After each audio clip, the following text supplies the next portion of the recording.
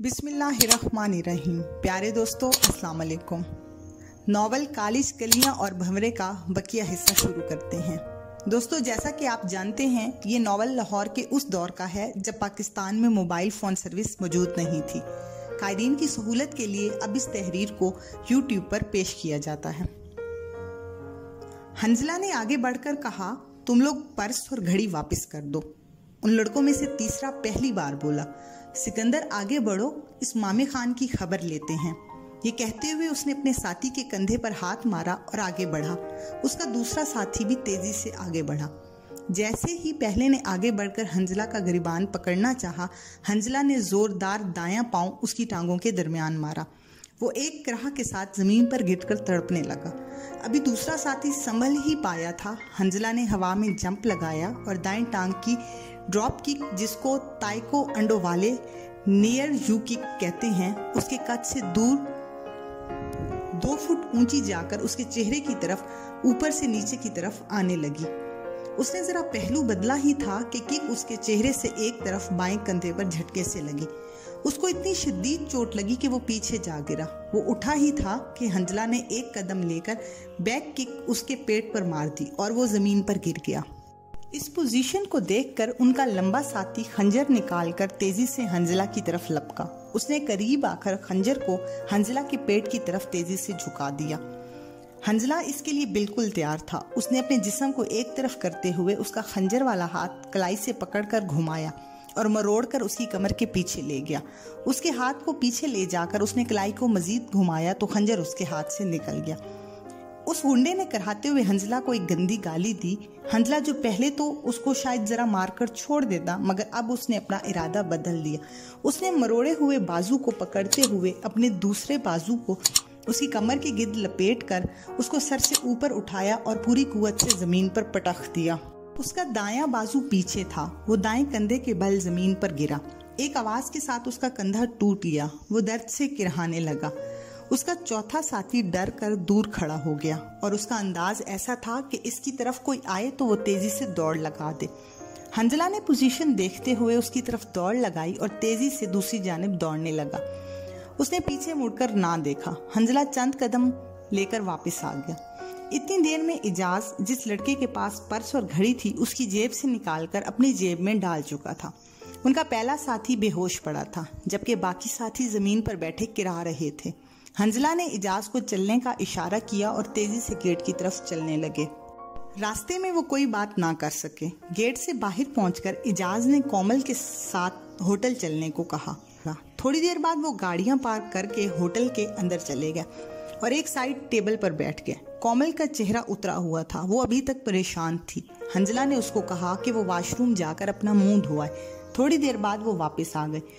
इजाज, जो अभी तक नर्वस था, कहने लगा, यार हंजला, तुमने क्या कमांडो एक्शन किया। मुझे तो सिर्फ यही अंदाजा था कि तुम थोड़े बहुत कराटे जानते हो, लेकिन तुमने तो जरा सी देर में उन तीनों लड़कों को बआसानी ढेर कर दिया। इतना फन तुमने कब और किससे सीखा? निगत ने कहा, मुझे तो अभी तक यकीन नहीं आ रहा। ऐसा लगता है कि फिल्म का कोई सीन था और वाकई ही मुझे तो अभी तक यकीन नहीं आ रहा। हंजला साहब ने बिजली की सी तेजी से उन तीनों को उठने का नहीं छोड़ा। मैं तो यही समझती थी कि वर्जिश करके जिस्मानी तौर पर फिट रहते हैं। मुझे हरगिज मालूम नहीं था कि ये कराटे के भी माहिर हैं और मुझे अभी तक अपनी आंखों पर यकीन नहीं आ रहा। वो ये अल्फाज कहती जा रही थी और उसकी नज़र तारीफी अंदाज में हंजला के चेहरे पर लगी हुई थी। इजाज की नज़रों में भी उसकी हैसियत बहुत बुलंद हो गई थी। वो इसकी बहादुरी के वाक़े से बहुत मुतासिर नज़र आ रहा था और उसकी बहुत तारीफें किए जा रहा था। अलबत्ता कोमल चुप थी। अभी तक उसका चेहरा उदास लग रहा था। वो अपने तीनों क्लास फेलोज के सामने बेबस होकर रोती रही। उस वजह से उसे अपनी बेइज्जती महसूस कर रही थी। उन्होंने वहां बैठकर खाना खाया। इस दौरान हंजला ने उनको बताया कि इनके मुताबिक तीनों लड़कों को शदीद चोटें लगी थी। जिसको टांगों के दरमियान जोरदार किक लगी वो बेहोश हो गया था। उसको सख्त चोट आई थी। जिसको गर्दन के करीब हंसली की हड्डी पर किक लगी, उसकी हड्डी टूटने का खतरा था।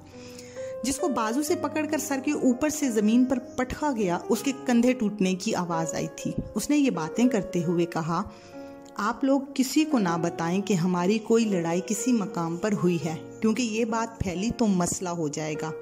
मेरे ख्याल में वो लोग शदीद किस्म के जख्मी हुए हैं, और सबसे बढ़कर इस तरह मेरे साथ निगत की मौजूदगी और इजाज के साथ कोमल की रात को मौजूदगी का हर एक को पता चल जाएगा, जो बेहतर नहीं है। ऐसे खौमखा मसला बनेगा। आप लोग किसी के सामने इस बात का जिक्र ना करें। उन्होंने मिलकर खाना खाया। कोमल अब संभल चुकी थी। उसने हंजला का शुक्रिया अदा किया। इजाज ने भी दोनों लड़कियों के सामने उसका शुक्रिया अदा किया और कहा, तुमने हमारे सनम के सामने लाज रख ली। बहुत बेहुदा लोग थे। उनकी बातें बड़ी मंतकी थीं। ऐसा लगता था ये वारदातें उनका रोज का मामूल है। खाने के बाद उन्होंने दोनों लड़कियों को रुखसत किया और खुद हॉस्टल की तरफ चल पड़े। रास्ते में इजाज फिर उसकी तारीफें किए जा रहा था। वो इन्हीं बातों में हॉस्टल पहुंच गए।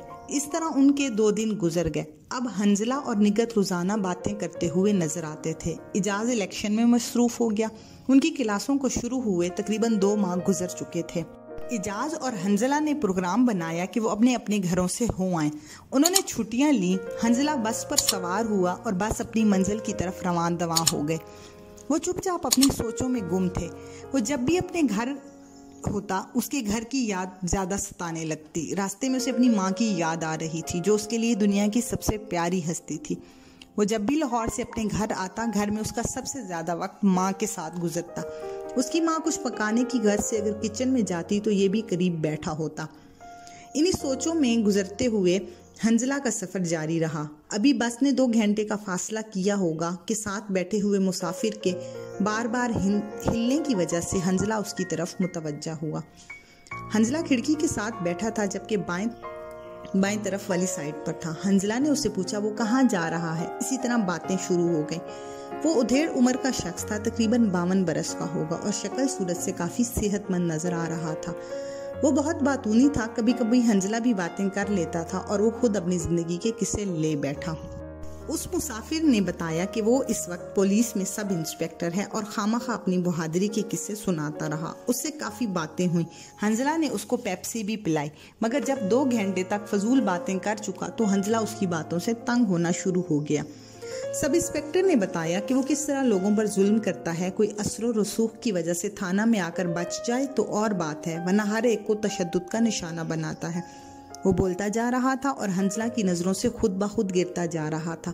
उसने एक वाकया सुनाते हुए फखरिया अंदाज में कहा, हम पुलिस वालों के बड़े मजे होते हैं। अगर कोई शरीफ ज़ादी छोटे मोटे केस में एक बार थाने में दाखिल हो जाए तो उसका बचना मुहाल होता है। शायद ही कोई ऐसा पुलिस वाला हो जो ऐसा मौका हाथ से जाने दे, और जितनी शरीफ लड़की होती है हम उसे उतनी ही बेफिक्री से मुंह काला करवाते हैं, क्योंकि शरीफ अपनी बदनामी की वजह से चुप कर जाती है। अलबत्ता बदनाम और छुट्टी हुई औरतों से ज़रा झिझक होती है, मगर उनको भी हम कम ही बख्शते हैं। वो हंजला से फ्री होकर बातें करता जा रहा था, क्योंकि उनकी आवाज़ धीमी थी, इसीलिए कोई और उनकी बातों को नहीं सुन सकता था। वो बातें करते हुए बोला, अगर बंदा कानून से डरता है तो कोई काम नहीं कर सकता। जो काम करना है धड़ल्ले से करे। इसी तरह वो काफ़ी बकवास करता रहा। हंजला का जहन उसके खिलाफ होता गया। हंजला को अफसोस हो रहा था कि उसने इसको ठंडी बोतल क्यों पिलाई। जू हंसला उसके मुतलिक सोचता गया, उसका जहन सब इंस्पेक्टर के खिलाफ होता गया। अब वो सोचने लगा कि किस तरह इस बंदे को थोड़ा सा तंग करे, जो अपने गुनाहों और घटियापन का बड़े फख्र से इजहार कर रहा है। जब हंजला के जहन में इसको तंग करने की तरकीब ना आई, उसने जहन में एक किस्म का खुद को चैलेंज किया कि हर सूरत में ऐसा कोई तरीका करेगा जिससे इस मोटे को तकलीफ का सामना हो। काफी सोचने के बाद जब कोई तरीका नजर ना आया तो हंजला परेशान हो गया। अचानक उसके जहन में एक तरकीब आई। उस तरकीब के आते ही हंजला के चेहरे पर मुस्कुराहट फैल गई। उसने झुककर अपना छोटा सा फ्री बैग निकाला, बैग की पॉकेट जिप खोली और उससे एक चीज निकाली और अपनी जेब में रख ली। तकरीबन 15 मिनट के बाद एक स्टॉप आया जहां पर बस 5 मिनट के लिए रुका करती है। बस रुक गई, मगर सब इंस्पेक्टर सोए हुए थे। हंजला नीचे चला गया। उसने दूध की 2 ठंडी बोतलें पी। एक बोतल बस में ले आया जो उसने सब इंस्पेक्टर को जगाकर पेश की, जो उसने बिला तकल्लुफ बड़ी खुशी के साथ पी ली। थोड़ी देर बाद बस चलने लगी। हंजला ऐसे जाहिर कर रहा था जैसे वो इंस्पेक्टर की दिलेरी के किस्से सुनकर बहुत मुतासिर हो रहा है। थोड़ी देर बाद बातें करने के बाद वो आंखें बंद किए सीट से पुश्त लगाकर बैठ गया। थोड़ी देर बाद इंस्पेक्टर को खराटे आना शुरू हो गए। हंजला इंतजार में था कि अभी दूध में मिलाया जाने वाला जमाल घोटा जरूर काम दिखाएगा। प्यारे यूट्यूबर्स, प्लीज़ आप हमारे चैनल को सब्सक्राइब करें, लाइक करें और शेयर करें और घंटी के निशान को दबा दें ताकि हमारी हर आने वाली वीडियो आप तक पहुंच सके और हमारी हौसला अफजाई हो सके। जी तो दोस्तों, आज के लिए इतना ही। बकिया नावल आप अगली किस्त में पढ़ और सुन सकते हैं। इजाज़त दीजिए। अल्लाह हाफिज़।